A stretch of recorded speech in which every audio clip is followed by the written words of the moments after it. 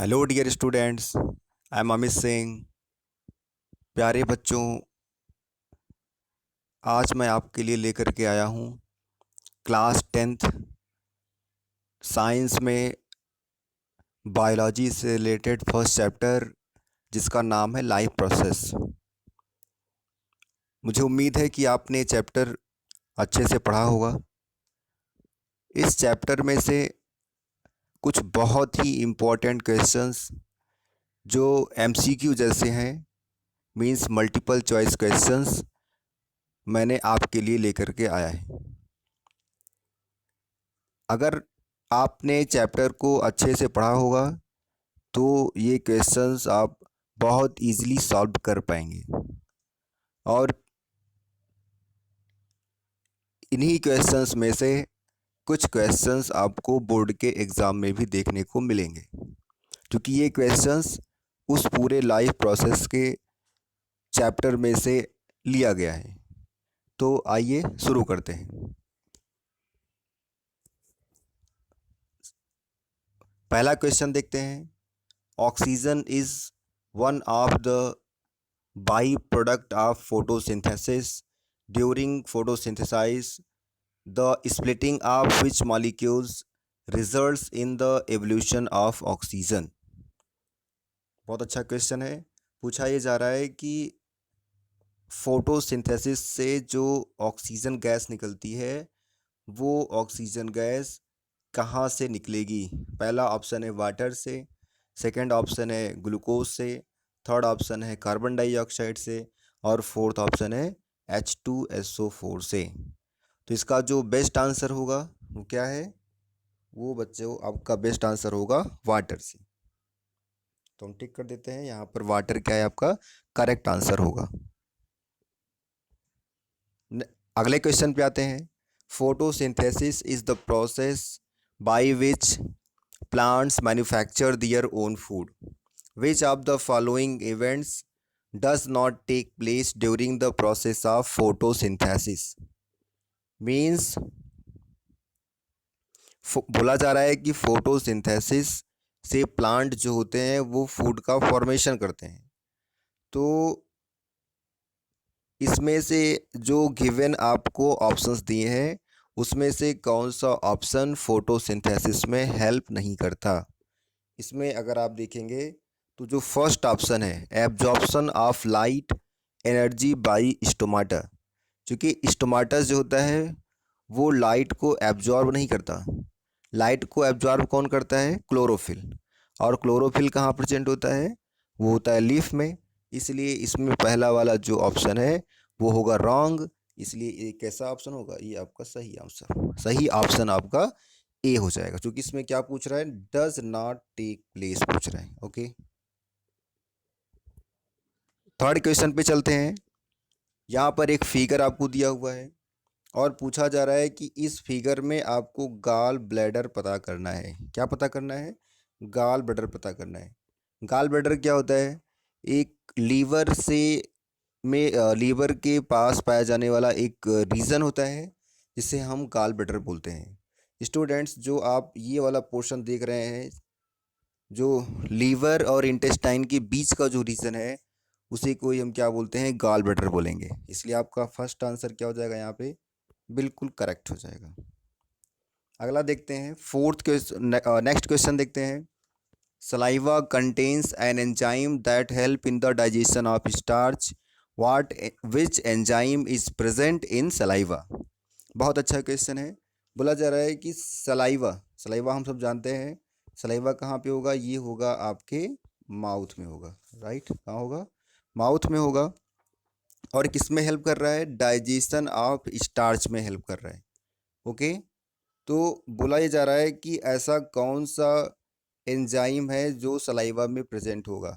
तो सलाइवा में एंजाइम जो प्रेजेंट होगा उसका नाम क्या है? उसका नाम होगा एमाइलेज। ओके, अगले क्वेश्चन पे बढ़ते हैं। नेक्स्ट क्वेश्चन है, liver secretes bile juice which takes part in the digestion of fats. Pancreas secretes pancreatic juice which takes part in the digestion of carbohydrates. Proteins and fats. Okay, कह रहा है कि जो liver होता है उसमें से बाइल जूस सिक्रेट होगा और वो बाइल जूस क्या करता है, फैट को डाइजेस्ट करता है। ओके, तो ये जो पैनक्रियाज है, जिससे हम पैनक्रियाटिक जूस मिलता है हमें, और वो कार्बोहाइड्रेट, प्रोटीन्स और फैट के डाइजेशन में हेल्प करता है। तो आपको ये बताना है कि लीवर और पैनक्रियाज से जो सिक्रीशन होता है वो कहाँ होगा, वो हो जाएगा आपका स्मॉल इंटेस्टाइन में हो जाएगा। नेक्स्ट क्वेश्चन देखते हैं। The first step of cellular respiration involves the breakdown of glucose into a 3 carbon compound called pyruvate। इसमें ये बोला जा रहा है कि जब सेलुलर रिस्पायरेशन में होता है, मीन्स सेल के अंदर रिस्पायरेशन होता है, तो उससे एक उसमें ब्रेक डाउन ऑफ ग्लूकोज मिलेगा, और ब्रेक डाउन ऑफ ग्लूकोज से क्या बनता है पायरुवेट। और पायरुवेट बनेगा कहाँ पे, ये सेल में एक पार्ट होगा जिसका नाम होता है साइटोप्लाज्म, वहाँ पर ये बनता है। अगला क्वेश्चन देखते हैं। In aerobic respiration the breakdown of pyruvate takes place in the first option में कुछ आपको फिल करना है, of oxygen and occurs in the of the cell. देखिए यहाँ पर एरोबिक रेस्पिरेशन की बात कर रहे हैं। एरोबिक का मतलब क्या होता है, एरोबिक का मतलब होता है प्रेजेंस ऑफ ऑक्सीजन। क्या होता है, प्रेजेंस ऑफ ऑक्सीजन। इसका मतलब सी और डी ऑप्शन क्या हो जाएगा, रॉन्ग। तो फर्स्ट एंड सेकंड ऑप्शन के सही होने का चांस यहाँ बढ़ रहा है। और ये सेल के किस पार्ट में होगा, जब रिस्पायरेशन अगर हो रहा है ऑक्सीजन के प्रेजेंस में, इसका मीन्स होगा ये कहाँ पे, माइटोकॉन्ड्रिया में होगा। अगले क्वेश्चन पे आगे बढ़ते हैं। All cells in the body undergo aerobic respiration, however in the absence of oxygen some cells such as muscle cells undergo anaerobic respiration।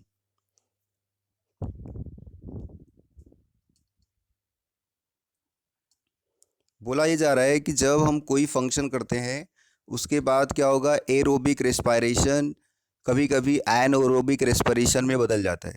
ऐसे केस में क्या होगा, हमको ध्यान देना है। एरोबिक रेस्पिरेशन मीन्स ऑक्सीजन के प्रेजेंस में, जब ऑक्सीजन के प्रेजेंस में होगा तो बनेगा क्या, CO2 बनेगा। क्या बनेगा, CO2 बनेगा, राइट। और जब ये मसल्स के केस में बात होती है तो मसल्स में कभी कभी एनएरोबिक रेस्पिरेशन होता है, और वो एनारोबिक रिस्पायरेशन से क्या बनेगा, बनेगा आपका लैक्टिक एसिड का फॉर्मेशन होगा। ओके, नेक्स्ट क्वेश्चन की तरफ आगे बढ़ते हैं।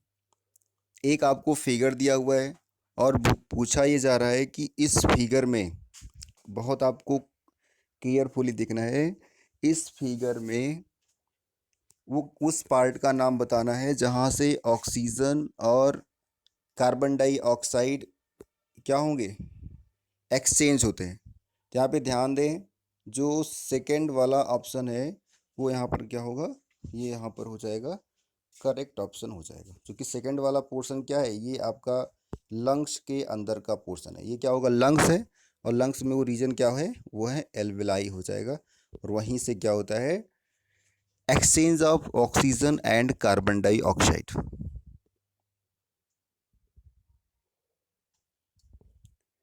अगले क्वेश्चन की तरफ बढ़ते हैं।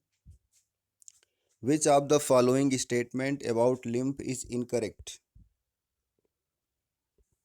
इसमें पूछा ही जा रहा है जो लिम्फ होता है वो कौन सा फंक्शन नहीं करता, मींस इसमें से कौन सा इनकरेक्ट फंक्शन है। और आप जब इनकरेक्ट फंक्शन पे आओगे तो सी ऑप्शन है, transport oxygen to all body cells for cellular respiration, ये फंक्शन लिम्फ का नहीं है। इसमें ऑक्सीजन को कैरी करने का फंक्शन कौन करता है, वो करता है आरबीसी। कौन करेगा, आरबीसी करेगा। इसलिए यहाँ पर ये वाला ऑप्शन कैसा हो जाएगा, इनकरेक्ट हो जाएगा। सी ऑप्शन कैसा हो जाएगा, इनकरेक्ट ऑप्शन होगा। नेक्स्ट क्वेश्चन पे आगे बढ़ते हैं। Heart is a muscular organ in the chest cavity which perform the function of pumping blood to enable its transport to all parts of the body. Means heart से पूरे body में कैसे blood पहुंचता है, ये आपको यहाँ पर केयरफुली देखना है। तो मैं आपको बता दूं, इसका जो बी ऑप्शन है वो कैसा होगा, वो होगा करेक्ट होगा। बी ऑप्शन कैसा होगा, करेक्ट होगा। किसी दिन हम आपको जब हार्ट के बारे में समझाएंगे तो ये चीज़ हम क्लियर कर देंगे। ओके, अगला ऑप्शन है question number 17। In which table are the types of fault correctly match to their respective groups of animals. इसमें जो फर्स्ट ऑप्शन है कि फिश में 2 chamber heart, amphibian and reptiles में 3 चैम्बर हार्ट और बर्ड्स एंड मैमल्स में 4 chamber heart, तो ये वाला ऑप्शन कैसा होगा, ये ऑप्शन हो जाएगा correct.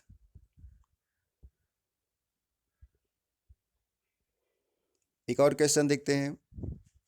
Lymph is a fluid substance that flows into the lymphatic vessels and performs the function of ट्रांसपोर्टेशंस।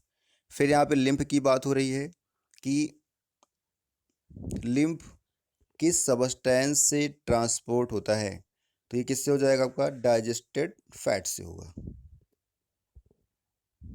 अगला ऑप्शन है, इसमें स्क्रेटरी सिस्टम का एक फिगर दिया हुआ है और क्वेश्चन पूछा जा रहा है कि यूरिन कहाँ पर स्टोर होता है। यूरिन कहाँ पर स्टोर होगा, तो यूरिन हमेशा स्टोर कहाँ पे होता है, यूरिनरी ब्लैडर में होगा। इसे क्या बोलते हैं, इसे हम यूरिनरी ब्लैडर बोलते हैं। और ये इसलिए ये ऑप्शन आपका कौन सा हो जाएगा, 4। इसका मीन्स ये डी वाला ऑप्शन आपका हो जाएगा करेक्ट। अगला क्वेश्चन देखते हैं। आपने इसको बहुत ध्यान से पढ़ा होगा, ये नेफ्रॉन का फिगर है। नेफ्रॉन के फिगर को बहुत केयरफुली देखेंगे।